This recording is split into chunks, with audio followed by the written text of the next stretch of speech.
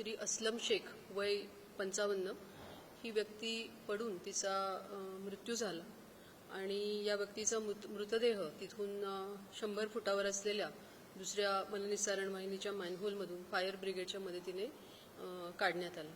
या दुर्दैवी घटनेबद्दल सर्वप्रथम मी मनापासून खेद व्यक्त करते। मृतात्म्याच्या शांती लाभावी अशी प्रार्थना करते आणि त्यांच्या कुटुंबियांच्या प्रती पूर्णतः सहवेदना व्यक्त करते।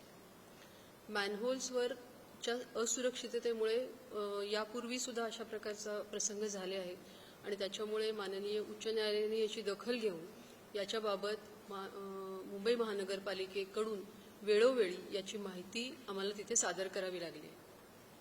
आत्तापर्यंत महानगरपालिकेने या आधीच्या घटनेचा आढावा घेऊन सगळ्या मॅनहोल्सवरती जाळी बसवण्याचा एक खूप मोठा प्रयत्न केलेला आहे।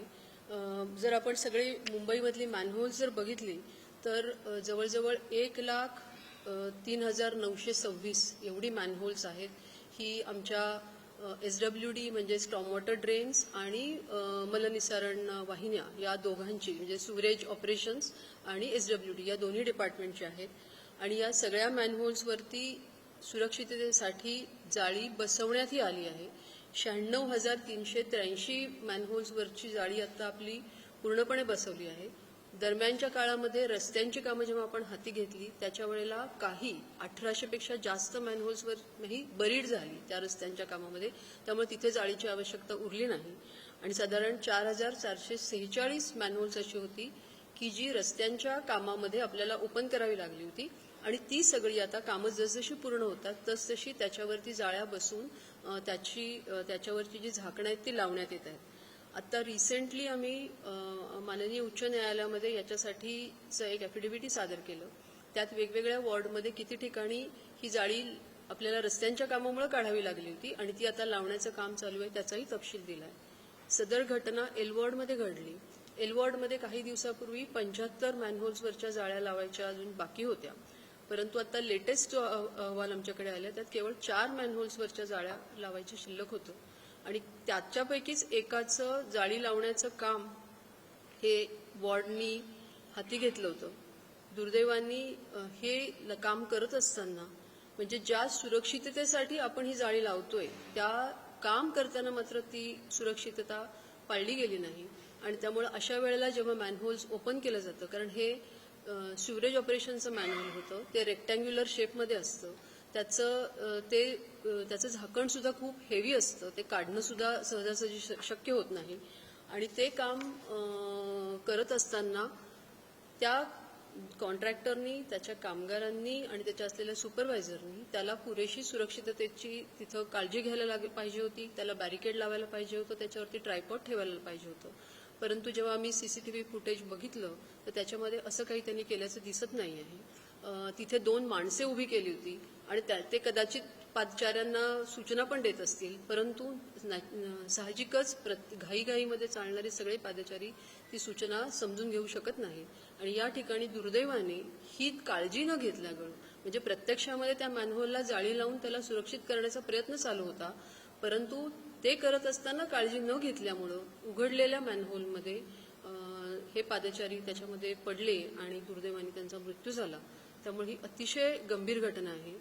गेली 3 महिने माझ्याकडून आणि माझ्या आधीसुद्धा आपण पावसाळ्यापूर्व तयारीचा भाग म्हणून, कारण पावसाळ्यामध्ये जनरली पाणी जाण्यासाठी काही वेळेला मॅनहोल्स उघडली जातात आणि त्याच्यामध्ये काही अपघात घडण्याची शक्यता असते, याची दखल घेऊन गेले 3 महिने ज्या अनेक बैठका घेतल्या, ज्या अनेक साईट व्हिजिट्स मी आणि माझ्या सहकार्याने केल्या, त्याच्यामध्ये हा आमच्या आढाव्याचा सगळ्यात महत्त्वाचा मुद्दा होता की सर्व मॅनहोल्स सुरक्षित आहेत की नाहीत, सगळ्यावरती जाळ्या आहेत की नाहीत, सगळ्यावरती झाकणं आहेत की नाहीत आणि तशा प्रकारची संपूर्ण डिटेल्स हे अगदी रेग्युलरली त्याचा रिव्ह्यू घेतला जात होता आणि त्याच्यामध्ये रस्त्यांच्या कामांमुळे जी मॅनहोल्स आपल्याला ओपन करावी लागली होती त्यांनी नव्याने करावी लागली होती, त्याच्यावर जाळ्या बसवण्याचं काम चालू असून ते पावसाळ्याच्या पूर्वी 31 मे पर्यंत पूर्ण करण्याच्या सुद्धा सूचना दिलेल्या होत्या।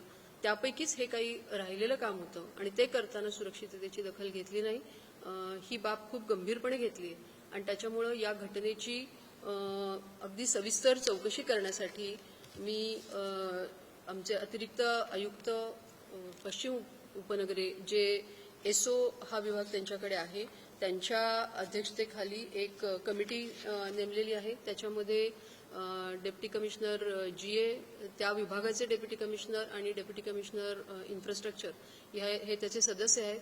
त्यांनी या पर्टिक्युलर घटनेमध्ये सुरक्षिततेची काळजी का घेतली नाही आणि त्याला कोण जबाबदार आहे याची तर ते चौकशी करतील. परंतु अशा प्रकारची घटना पुन्हा होऊ नये म्हणून यापूर्वी आपण जे काही प्रयत्न केले जाळी बसवण्याचे तर त्याच्यामध्ये सुद्धा अजून काही उपाययोजना सांगण्याचं काम सुद्धा त्यांना देण्यात आलेलं आहे. सकृतदर्शनी सुरक्षिततेची काळजी न घेता अशा प्रकारचं काम भर पावसामध्ये रहदारीच्या रस्त्यावरती हाती घेत असताना त्याच्या सुपरविजनसाठीची काळजी न घेतल्यामुळं त्या विभागाचे जे सहाय्यक आयुक्त आहेत एल विभागाचे, त्याचबरोबर तिथे असणारे मेंटेनन्स या विभागाचे सहाय्यक आयुक्त, सहाय्यक इंजिनियर्स, सब इंजिनियर आणि एसओ विभागाचे सब इंजिनियर ह्यांना आम्ही त्वरित निलंबित केलेलं आहे. जो कॉन्ट्रॅक्टर पूर्णपणे सुरक्षिततेची काळजी न घेता काम करत होता त्याच्यावरती योग्य तो गुन्हा दाखल करून पोलीस कारवाई करण्याचा निर्णय सुद्धा घेतलेला आहे.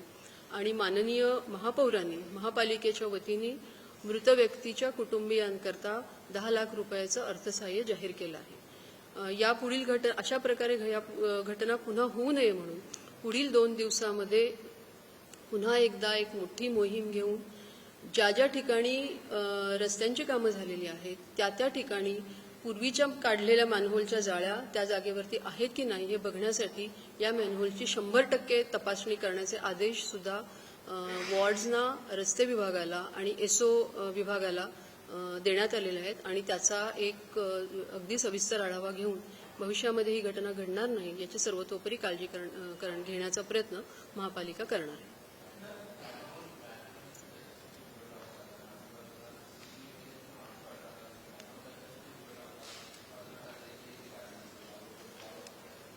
याच्यामध्ये आता सविस्तर चौकशीमध्ये सर्व डिटेल्स येतील, परंतु जी माहिती आता सकृतदर्शनी मिळाली आहे त्याच्यामध्ये जी शिल्लक राहिलेली मॅनहोल्सवर जाळ्या बसवण्याचं जे काम शिल्लक राहिले ते काम पूर्ण करण्याचा, कारण आम्ही सातत्याने याचा रिव्ह्यू चालूच होता, काल परवा सुद्धा पुन्हा सूचना दिल्या होत्या, त्यामुळे कदाचित ते काम काहींनी पूर्ण करण्यासाठी वॉर्ड स्तरावरून मेंटेनन्स विभागाकडून तिथे असलेल्या कॉन्ट्रॅक्टरला हे करण्याच्या सूचना देण्यात आलेल्या होत्या आणि त्यामुळे ते जाळी बसवण्याचं काम तो कॉन्ट्रॅक्टर करत होता.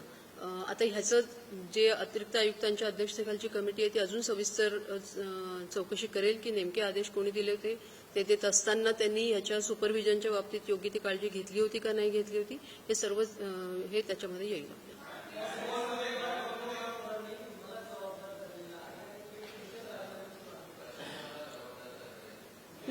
कुठल्याही बाबतीमध्ये शेवटी प्रशासन जबाबदार असतंच, कारण हे काम करण्याचे काम हे प्रशासनाचं असतं आणि त्यामुळेच प्रशासनाकडून ही कारवाई करण्यात येते. आणि वैयक्तिक जर आयुक्तांच्या किंवा अतिरिक्त आयुक्तांचं म्हणलं तर याच्यामध्ये प्रत्येक जागेवर जाऊन तर महानगरपालिका आयुक्त ते काम बघू शकणार नाही, परंतु ह्याचा सातत्याने रिव्ह्यू म्हणजे गेल्या 3 महिन्यामध्ये ह्याचा प्रत्येक बैठकीत जेवढ्या आमच्या HODंच्या बैठकी झाल्या दर महिन्याच्या पहिल्या शनिवारी होते, पावसाळ्यापूर्व सुद्धा आमच्या 3 ते 4 बैठकी झाल्या, या प्रत्येक बैठकीमधला हा रिव्ह्यूचा मुद्दा होता आणि त्याच्यामध्ये अगदी सविस्तर सादरीकरण सगळ्या वॉर्ड ऑफिसर्सनी केलेलं आहे की त्यांच्याकडे किती मॅनहोल्स आहेत, किती वरती झाकणं आहेत, किती वरती जाळ्या लावलेल्या आहेत, किती जाळ्या, आणि जाळ्या लावण्याचं काम एका अर्थाने 100% पूर्ण झालेलंच होतं. परंतु आपण जेव्हा रस्त्यांचं कॉन्क्रिटीकरण करतो त्यावेळेला नॅचरली युटिलिटीज सुद्धा शिफ्ट होतात आणि त्यामुळे मॅनहोल्स काढून परत लावावी लागतात, त्याच्यावरची झाकणं परत लावावी लागतात.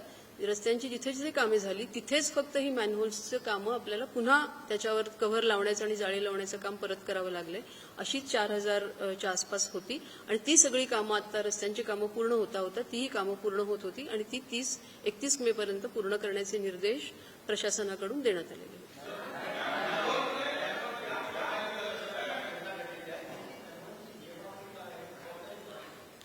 मॅनहोलची जवळजवळ 2014 सालीच अतिशय सविस्तर गाईडलाईन्स महापालिकेने इश्यू केलेल्या आहेत. त्या गाईडलाईन्समध्ये कुठली गोष्ट, कारण मॅनहोलची SWD डिपार्टमेंटची आहेत, SO डिपार्टमेंटची आहेत, आणि रस्त्यांची कामं होत असताना त्याची जबाबदारी रस्ते विभागावर सुद्धा येते. आणि त्याच्यामुळे त्याची पूर्ण SOP स्टँडर्ड ऑपरेटिंग प्रॅक्टिस ही अतिशय व्यवस्थितपणे आणि अतिशय सविस्तरपणे दिली आहे. कोणाची जबाबदारी कोणत्या स्टेजला काय राहील हे सुद्धा त्याच्यामध्ये स्पष्ट करण्यात आले आहे. आणि त्या सूचना आम्ही पुन्हा पुन्हा देत असतो. प्रत्येक पावसाळ्याच्या पूर्वी त्या दिल्या जातात. प्रत्येक पावसाळ्यापूर्वी त्याचा रिव्ह्यू घेतला जातो. ज्या साईट व्हिजिट्स आमच्याकडून होतात त्या प्रत्येक साईट व्हिजिटमध्ये काही ना काही प्रमाणामध्ये मॅनहोल्सवर जाळ्या आहेत की नाहीत ही बाब बघितली जाते. अतिरिक्त आयुक्तांच्या होणाऱ्या साईट व्हिजिट्समध्ये सुद्धा ही बाब बघितली जाते.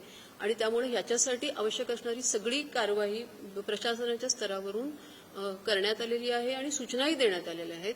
तरी सुद्धा एवढ्या त्या SOP नुसार काम करताना सुद्धा SOPत लिहिलेल्या बाबींचं जर पालन नाही केलं आणि सुरक्षिततेची काळजी न घेता हे काम केल्यामुळं हा दुर्दैवी अपघात झालेला आहे.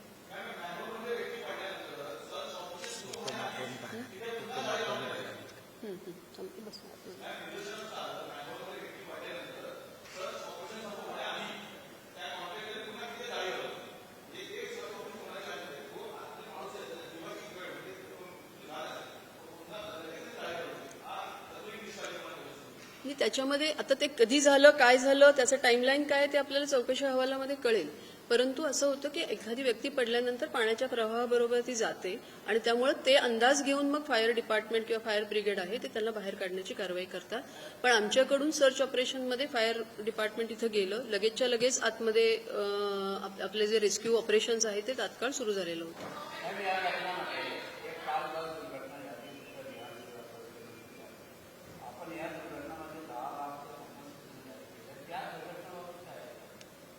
त्या दुर्घटनेबाबतही आम्ही कारवाई करू. याच्यामध्ये हायकोर्टाच्या स्वयंस्पष्ट निर्देश आहेत काही आणि त्यामुळे त्या निर्देशाच्या अनुषंगाने आपण केलेलं आहे.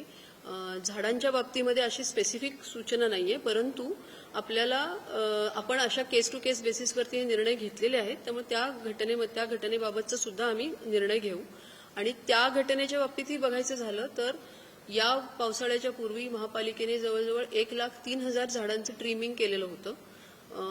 680 झाडं ही जी धोकादायक आणि डेड होती ती झाडं काढलेली होती.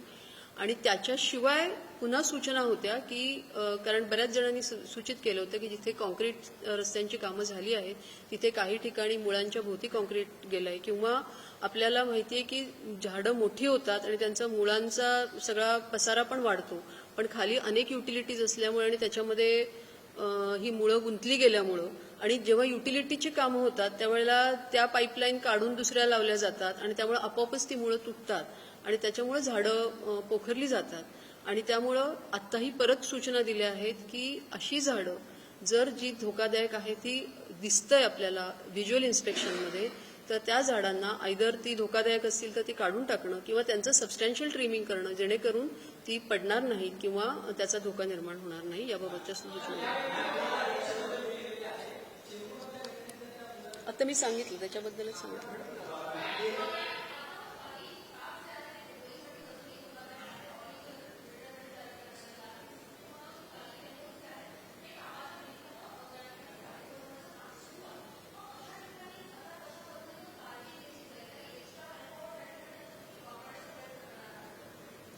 नक्कीच, कारण ही प्रत्यक्ष फील्डवरचं काम आहे ते वॉर्ड ऑफिसर्स किंवा सहाय्यक आयुक्त आणि त्यांच्या टीमनीच करायचे आणि त्यांच्यासाठी त्यांच्याकडे पुरेशी मॅनपॉवर अवेलेबल आहे.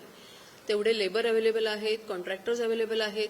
फक्त ह्याच्यामध्ये थोडीशी संवेदनशीलता दाखवून, कारण हे काम आहे ते इतर कामांसारखं नाही आहे. ह्याच्यामध्ये जर त्या मॅनहोल जर झाकण नसेल आणि जाळी नसेल तर व्यक्ती जर आत पडली तर तिचा जीव दगावण्याशिवाय दुसरा काही त्याच्यामधनं निष्पन्न होत नाही हे माहिती असल्यामुळं हे काम जास्त संवेदनशीलतेने, जास्त काळजीपूर्वक, स्वतः लक्ष देऊन प्रत्येकाने करावं हेच सगळ्या आमच्या फील्ड यंत्रणेकडनं अपेक्षा आहे.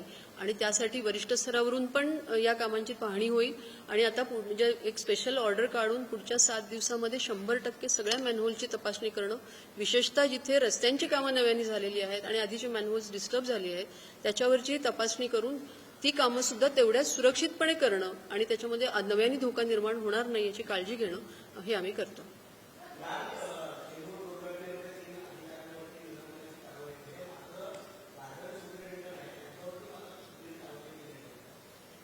गार्डन सुपरिंटेंडंट हेडक्वार्टरला असतात आणि त्यांच्या हाताखाली ही सगळी यंत्रणा आहे.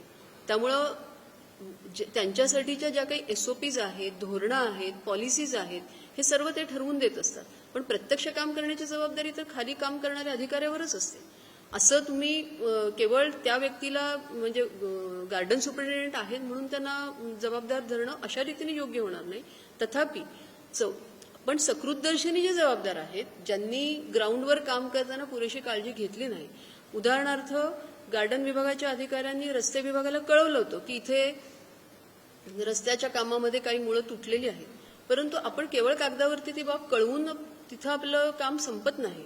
कारण शेवटी झाड आणि त्याची जबाबदारी जेव्हा त्या विभागावर आहे, तर त्यांनी वरपर्यंत तो विषय एस्केलेट करून त्याला ते काम म्हणजे ते आयदर ते झाड काढणं किंवा त्या झाडाला सुरक्षित करणं हे करण्याची जबाबदारी त्यांची होती. हे सकृतदर्शनी आहे. आता चौकशी समितीच्या अहवालामध्ये जे दिसेल, ज्याला जे कोणी जबाबदार आहे, त्या सगळ्यांवरती कारवाई केली जाईल.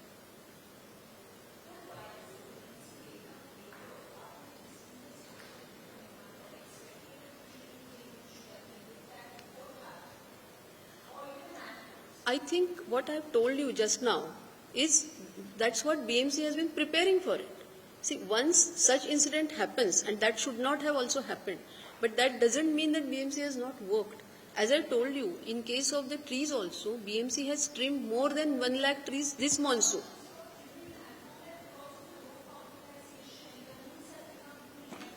That's a general impression. This should have been done, but the thing is, when the road was dug up, that time the utility was shifted, and when the utility was shifted, roots were cut. But this was a presumption that the roots were cut, so the tree must have been weak.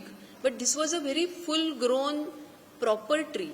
So you can't suddenly, basis the presumption, you can't cut the trees, because that will also be objected naturally by people, by the citizens. So there is a visual inspection which is done normally, and then the trees are trimmed substantially. This particular tree was also trimmed, but that was not enough. Sometimes some certain things dawn upon us after the incident has happened, but probably we strictly need to develop that rigor and discipline in our system, where even if a single complaint is not unheeded, it should be given full attention, it should be seen thoroughly. If there was a written note by the department that the routes might have been disturbed, then that contractor of the road department also should have paid full attention. And I think this culture needs to be instilled in BMC as well. And that's what we have been trying to imbibe on them, that we should not do things just for the sake of it, or just as to pay lip service, or just to create record. We should genuinely be doing these things. If we have to do inspection of the trees and find out which are dangerous trees, then they should do it genuinely. Those contractors who are appointed to trim the trees, they should also do their work genuinely, not for the sake of it. And so unless each and every person does their job with full responsibility, with full devotion, we won't be able to save the lives. Because Mumbai is a very complex city. There are multiple issues, and all those issues at times when they get entangled, they become very serious. And that's why it is everybody's responsibility. And BMC, of course, BMC being the main civic body, it is BMC's responsibility. And these incidents should not have happened. Loss of innocent lives is something which we won't tolerate. And going forward, we will try to improve our system. We will try to ensure that whatever we do, there are hundreds of SOPs for each and everything, but those SOPs need to be followed in letter and spirit, and that culture needs to be imbibed by all of us in ourselves, which we will make an attempt to do going forward.